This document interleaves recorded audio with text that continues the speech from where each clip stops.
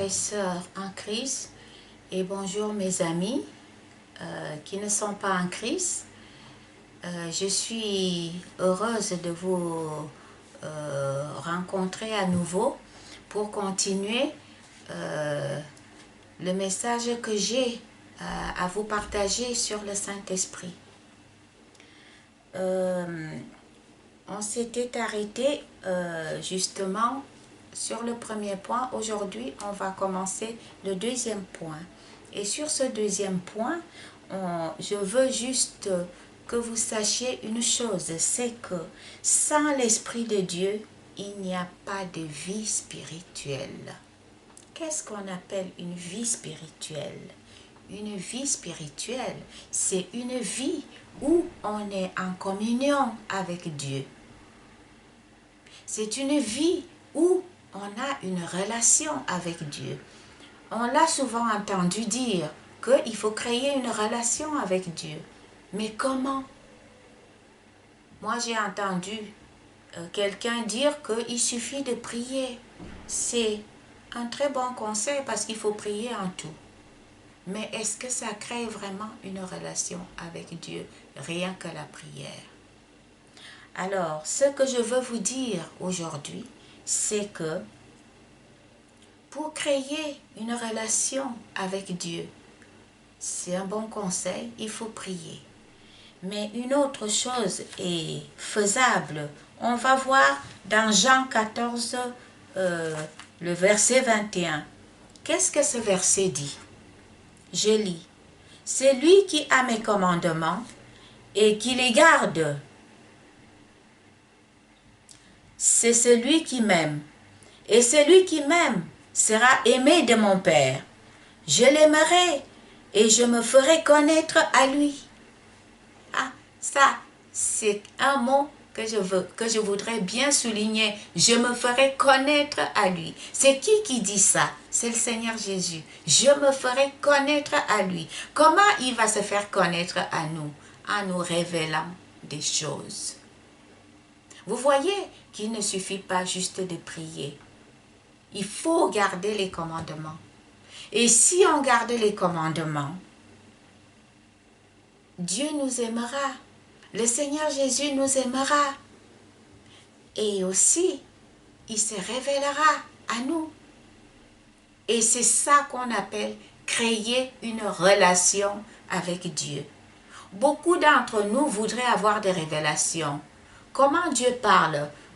Quand vous dites que le Seigneur m'a révélé, la personne va dire « Ah, vous êtes prophète ?» Non, on n'a pas besoin d'être prophète pour que le Seigneur vous révèle les choses. Si vous êtes rempli du Saint-Esprit, vous êtes connecté. Et quand vous êtes connecté à lui, le Seigneur vous révèle des choses. C'est lui-même qui le dit. Je l'aimerai et je me ferai connaître à lui. Il vous fera connaître toutes les choses qu'il a envie que vous connaissiez, qui vous sont utiles, qui sont utiles à nos frères, à nos sœurs, à l'Église.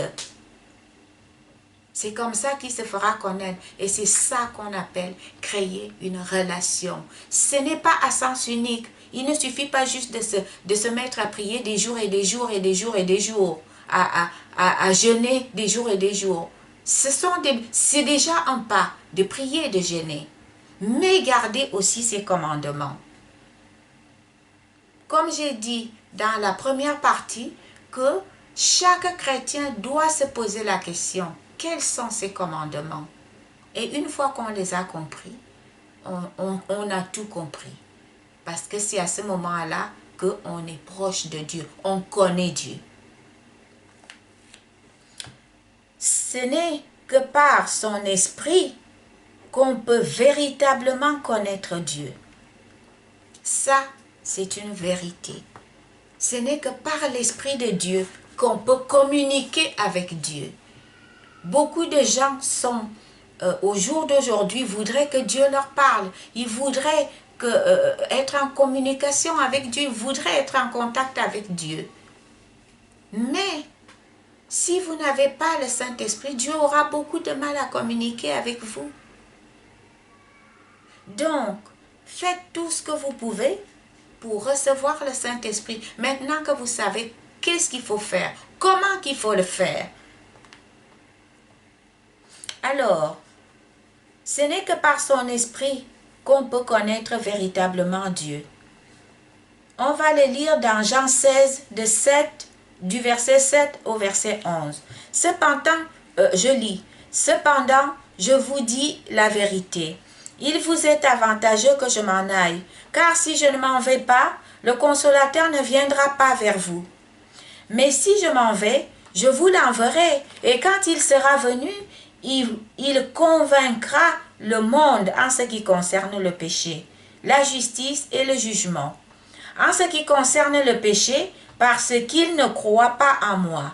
La justice parce que je vais au Père et que vous ne me verrez plus. Le jugement parce que le prince de ce monde est jugé. Donc, c'est véritablement par le Saint-Esprit qu'on connaît Dieu. Parce que le péché, on reconnaît le péché. Parce que vous allez voir que quand vous n'avez pas le Saint-Esprit, c'est une chose que vous avez l'habitude de faire. Ça ne vous fait rien. C'est normal, tout le monde fait comme ça. Mais le jour où vous êtes rempli du Saint-Esprit, si vous pensez à cette chose-là, vous aurez des larmes qui vont vous couler sur les joues. Vous allez comprendre tout de suite que ça, c'est pas bien devant Dieu. Pourquoi? Parce qu'il y a cette communion, cette relation. Parce que c'est le Saint-Esprit qui vous communique à ce moment-là que ce que vous êtes en train de faire n'est pas bien. Ou ce que vous êtes en train de penser, c'est pas du tout comme ça qu'il faut penser. Quand vous êtes en parfaite communion, il vous met à cœur exactement ce qui est mauvais, ce qui ne l'est pas. Maintenant, il convainc du péché, la justice, vous aurez envie que les choses soient justes. Vous aurez envie d'être juste. Parce que quand vous essayerez d'être injuste, vous aurez à cœur. C'est pour ça que certaines personnes disent, je suis triste parce que j'ai envie de faire telle chose, mais ça me rend triste. Oui, c'est ça. Parce qu'on l'attriste le Saint-Esprit quand on fait quelque chose qui n'est pas de Dieu. On va voir que tout de suite on est triste, on n'est pas bien, ça va pas, on n'a pas envie de le faire. Voilà, c'est ça.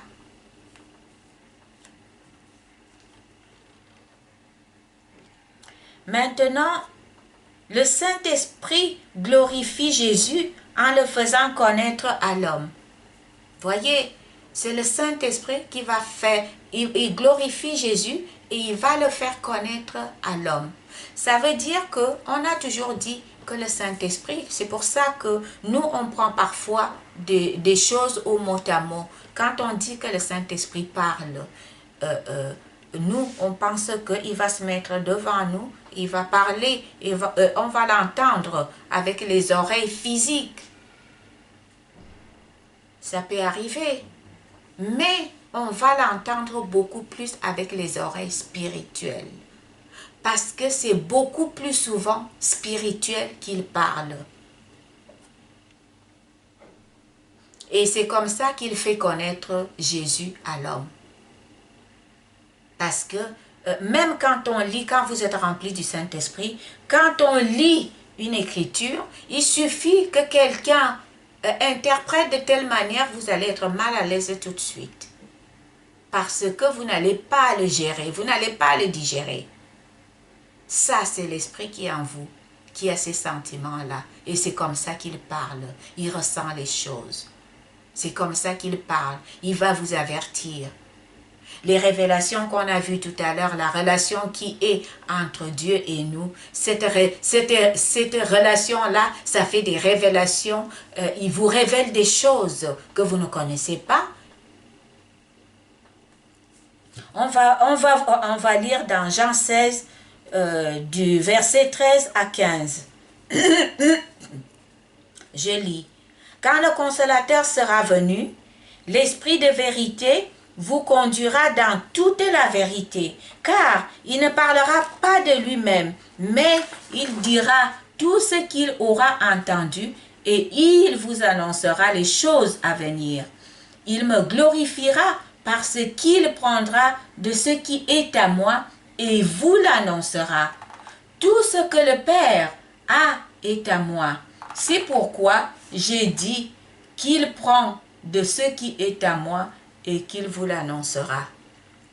Vous voyez, le Saint-Esprit maintenant va nous aider à connaître Jésus. Parce que, comme nous venons de lire, il prendra ce qui est à lui, il nous l'annoncera. Moi, je vais vous dire une chose, c'est que il y a beaucoup de façons d'expliquer la Bible. Quand quelqu'un explique la Bible avec son intelligence, vous allez entendre des choses, mais incroyables. Pourquoi? Parce que c'est son intelligence qui parle. C'est lui qui pense que ça doit être comme ça. Mais quand c'est le Saint-Esprit qui parle, qui annonce des choses, qui éclaircit, vous allez voir que vous allez comprendre, la personne va expliquer les choses de manière mais incroyable. Et vous serez là en train de découvrir, mais oui, mais oui, mais oui. Mais si celui qui écoute n'est pas rempli du Saint-Esprit, il aura des fois mal aussi à comprendre, mais avec le bon sens, il pourra se dire ça a du sens. Donc, vous voyez, le Saint-Esprit prendra des choses qui sont à Jésus, il nous l'annoncera. La relation est là. Et c'est comme ça qu'on explique les saintes Écritures, avec l'aide du Saint-Esprit. Parce que si on ne le fait pas avec son aide, regardez d'ailleurs la multitude des églises qui se sont créées, parce que chacun a expliqué la chose à sa façon. La même chose, on trouve, celui-là explique comme ça, l'autre explique de l'autre manière. Et pourtant, ça a la même source. Ça, c'est parce que on ne s'est pas mis en accord avec le Saint-Esprit. Parce que si c'est le Saint-Esprit qui révèle, il révélera la même chose à tout le monde. Maintenant, si c'est chacun qui explique avec son intelligence, on est différents les uns les autres. Quand quelqu'un voit que c'est gris, moi je verrai que c'est noir et l'autre verra que c'est blanc. Parce qu'on est différents les uns les autres. Donc, maintenant, le Saint-Esprit révèle les réalités de Dieu. Le Saint-Esprit révèle les réalités de Dieu. Ça, c'est une lecture qui est assez longue et explique beaucoup de choses. Comme je ne pourrais pas aller point par point, je vais lire toute la lecture, elle est assez longue. Vous écouterez et vous examinerez tranquillement chez vous dans cette lecture et vous comprendrez. Le titre c'est « Le Saint-Esprit révèle les réalités de Dieu ». Je vais lire, c'est dans 1 Corinthiens 2, du verset 1 au verset 14. Je vous ai dit que c'est un peu long, mais on va le lire. Je lis.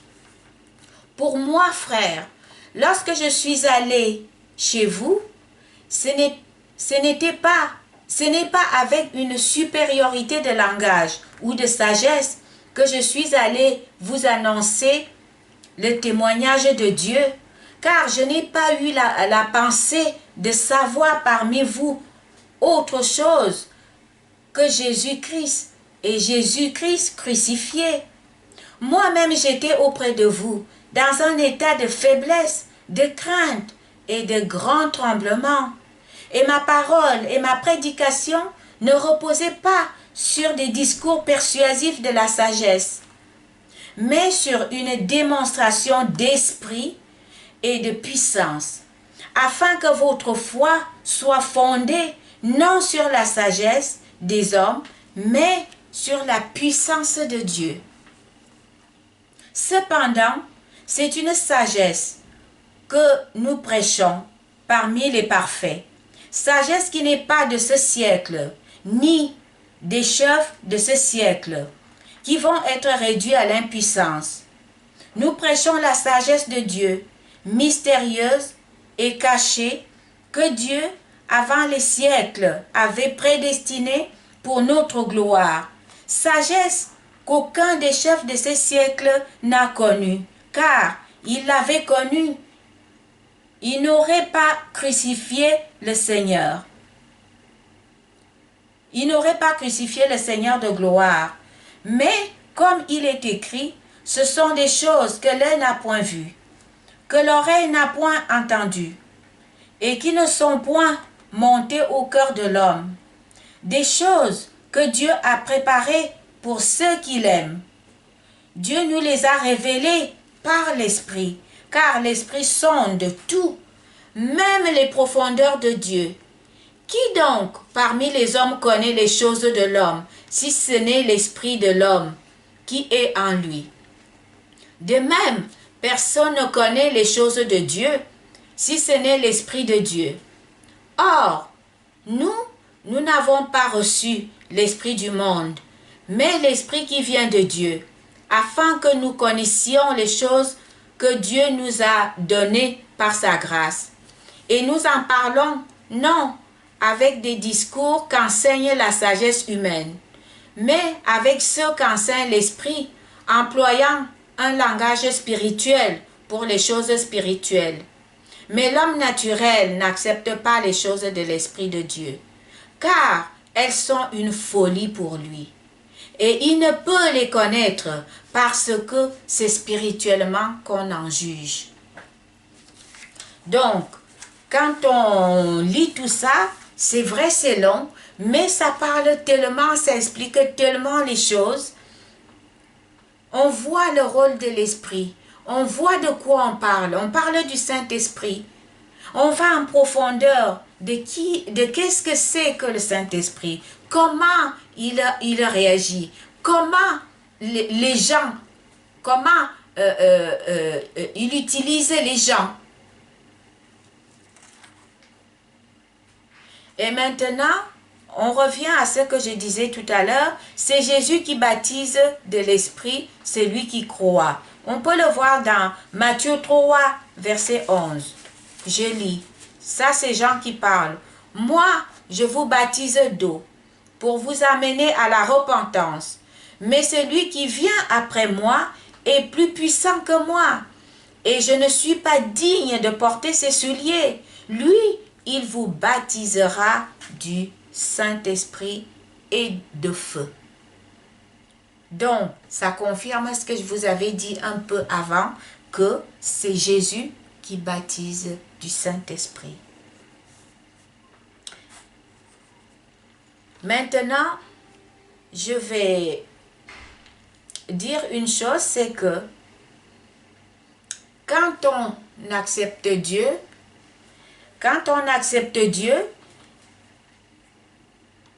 on marche selon Dieu.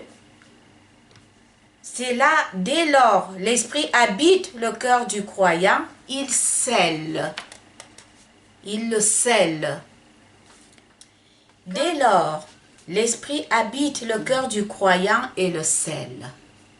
Ça veut dire que une fois qu'on a reçu le Saint-Esprit, notre cœur est scellé. On va voir ça dans Romains 8, le verset 9. Je lis. Pour vous, vous ne savez pas selon la... Excusez-moi. Pour vous, vous ne vivez pas selon la chair, mais selon l'Esprit. Si du moins l'Esprit de Dieu habite en vous, si quelqu'un n'a pas l'Esprit de Christ, il ne lui appartient pas. Ça, c'est très important parce que on dit tous qu'on est des enfants de Dieu. Beaucoup de chrétiens croient appartenir à Dieu. Mais tant qu'ils n'ont pas le Saint-Esprit, ils n'appartiennent pas à Dieu. Dieu ne les connaît pas. La trompette sonne aujourd'hui, il n'entendra peut-être même pas la trompette parce qu'il n'est pas connecté. Et ça, c'est pas moi qui le dis. Je vous redonne la référence qui parle de ça. C'est Romains 8, le livre des Romains, chapitre 8, le verset 9. C'est ce verset-là qui vous dit que celui qui n'a pas le Saint-Esprit n'appartient pas à Dieu. Dieu ne vous connaît pas. C'est pour ça que vous devez absolument faire un effort pour appartenir à Dieu. Je vous donne aussi un autre livre, 1 Corinthiens 3, verset 16, qui dit « Ne savez-vous pas que vous êtes le temple de Dieu et que l'Esprit de Dieu habite en vous ?» Parce qu'autrefois, le temple était à Jérusalem. Mais au jour d'aujourd'hui, c'est nous le temple du Saint-Esprit.